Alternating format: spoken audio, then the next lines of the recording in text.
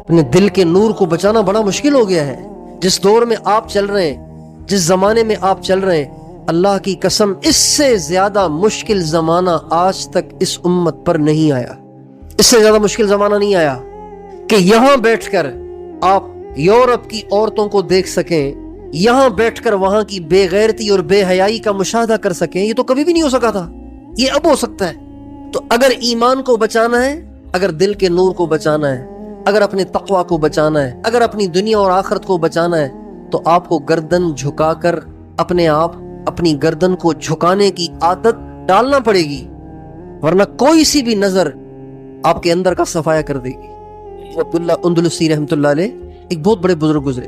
اتنے بڑے بزرگ تھے کہ حضرت جنید بغدادی رحمۃ اللہ علیہ جیسے مشائخ اور حضرت شیخ شبلی رحمۃ اللہ علیہ جیسے مشائخ وہ بھی ان سے استفادہ کرتے تھے. اتنے بڑے بزرگ تھے وہ.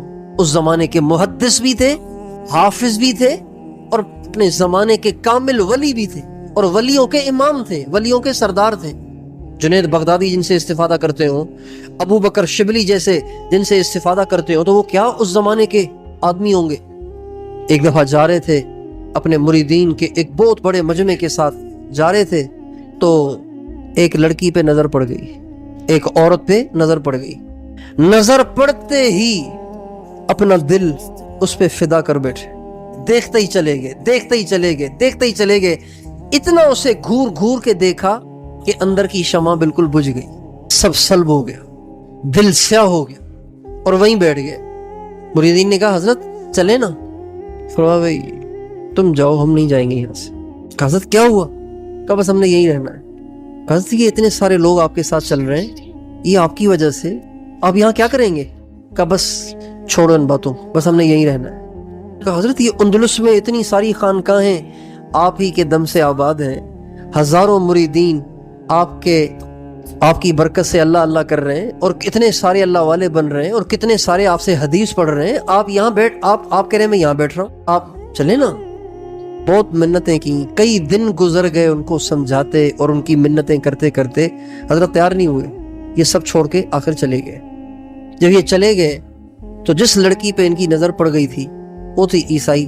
اس کے باپ کے پاس گئے، کہنے لگے اندلس کا ہوں، آپ کی بیٹی سے شادی کرنا چاہتا ہوں، آپ کر دیں.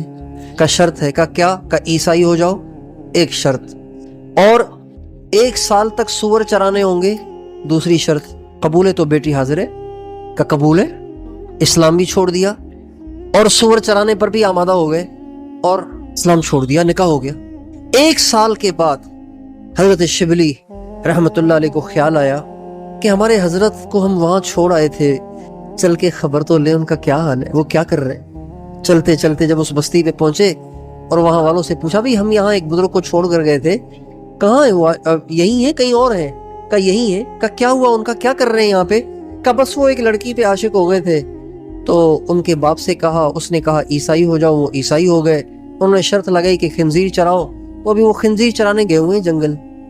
حضرت شبلی کے تو پاؤں تلے زمین نکل گئی، زار و قطار رونے لگ گئے، بے تاب اور بے قرار ہو گئے اور چل پڑے جنگل کی طرف. گئے تو جس عصا پہ سہارا لے کر منبر رسول واز کہا کرتے تھے، اسی عصا پہ سہارا لیے ہوئے عیسائیوں والی ٹوپی اور عیسائیوں والا پٹا اپنی کمر پہ باندھ کے خنزیر چرا رہے ہیں، خنزیر چرا رہے ہیں. جب حضرت شبلی گئے اور ان کی نظر پڑی حضرت شبلی پہ تو یہ بھی زار و قطار رونے لگ گئے. کہنے لگے شبلی میرے حال سے عبرت پکڑو، اللہ بڑا بے نیاز ہے، اللہ جس کو جہاں پہنچانا چاہے پہنچا سکتا ہے، میرے حال سے عبرت پکڑو. خود بھی رو رہے تھے اور وہ بھی رو رہے تھے. پھر فرمانے لگے شبلی میں اپنے اختیار میں نہیں ہوں، میں سمجھ رہا ہوں کہ یہ جو کچھ کر رہا ہوں یہ ٹھیک نہیں ہے، لیکن میں کیا کروں، مجھے اس نے خود ہی نے دربار سے دھکے دے کر نکالا ہوا ہے، میں کیسے اندر آ سکتا ہوں، میرے بس میں نہیں رہا واپس لوٹنا، آپ دعا کریں بس، میں واپس نہیں آ سکتا. حضرت شبلی نے کہا حضرت آپ کو سارا قرآن یاد تھا تو یاد ہے یا بھول گئے؟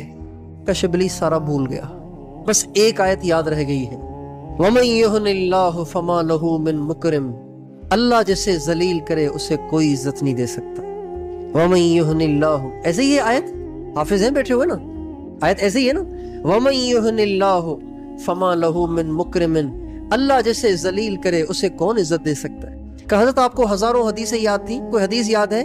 کہ بس ساری حدیثیں بھول گئیں، ایک حدیث یاد ہے۔ کہ وہ کیا؟ کہ من بدل دینہ فاقتلوہ، جو اپنا دین بدل دے اسے قتل کر دو، اسے زمین پہ رہنے کا کوئی حق نہیں۔ یہ نگاہ ایسی ظالم ہے، یہ نظر کی آزادی اتنی خطرناک ہے، اتنی خوفناک ہے کہ زندگی بھر کی ہوئی کمائیاں برباد ہو جاتی ہیں۔ بڑی کوتاہی ہے اس میں آج۔ چنانچہ بس آپس میں وہ بھی روتے رہے، یہ بھی روتے رہے۔ جب انہوں نے اپنے آپ کو بے بس پایا حضرت شبلی نے، تو وہاں سے اٹھ کے واپس آ گئے۔ اللہ کی شان، حضرت شبلی واپس جا رہے تھے تو راستے میں ایک نہر پڑتی تھی، ایک نہر پڑتی تھی۔ حضرت شبلی تو پیچھے تھے، سامنے نہر تھی۔ جب نہر کے قریب آئے نا تو ابو عبداللہ اندلسی رحمت اللہ علیہ اس نہر میں سے نہاتے ہوئے نکل رہے ہیں اور زور زور سے کلمہ پڑھ رہے ہیں، زور زور سے، چھوڑ کے آئے تھے پیچھے اور نکل رہے ہیں آگے سے، زور زور سے کلمہ پڑھ رہے ہیں اور فرما رہے ہیں شبلی اللہ نے مجھے اپنے دربار میں واپس بلا لیا ہے۔ پھر فرمایا اصل میں یہ جو مصیبت مجھ پہ آئی وہ اس لیے آئی تھی کہ میں عیسائیوں کی بستی کے پاس سے گزر رہا تھا تو میرے دل میں عیسائیوں کی نفرت آ گئی تھی، یہ کتنے گندے لوگ ہیں، دیکھو یہ کافر ہیں، گندے لوگ ہیں، ہم پاک ہیں، مسلمان ہیں، مومن ہیں۔ تو جب میرے دل میں یہ خیال آیا تو اسی وقت مجھے غیب سے آواز آئی، ابو عبداللہ اتراؤ نہیں، یہ تیرے پاس جو کچھ ہے یہ ہمارا فضل ہے، ہم جب چاہیں چھین لیں، اگر کہو تو تجھے دکھا دیں۔ جو ہی یہ آواز آئی تو میں نے محسوس کیا کہ میرے دل سے ایک سفید پرندہ سا کوئی چیز تھی میرے دل سے نکلی اور وہ اڑ کے چلی گئی اور میں خالی ہو گیا اور میں لڑکی پہ عاشق ہو کے کافر ہو گیا۔ پھر وہ واپس اندلس لوٹے، وہ خانقاہیں دوبارہ آباد ہوئیں اور اللہ نے ان کو پہلے سے بھی بڑا مقام عطا فرمایا، پہلے سے بھی بڑا درجہ عطا فرمایا۔ یہ نگاہ کی آزادی اور یہ اپنے اندر عجب اور کبر، اپنی حیثیت بنانا، اپنے آپ کو کچھ سمجھنا، یہ اتنے خطرناک قسم کے کام ہیں، اتنی خطرناک قسم کی باتیں ہیں کہ انسان کہیں کا بھی نہیں۔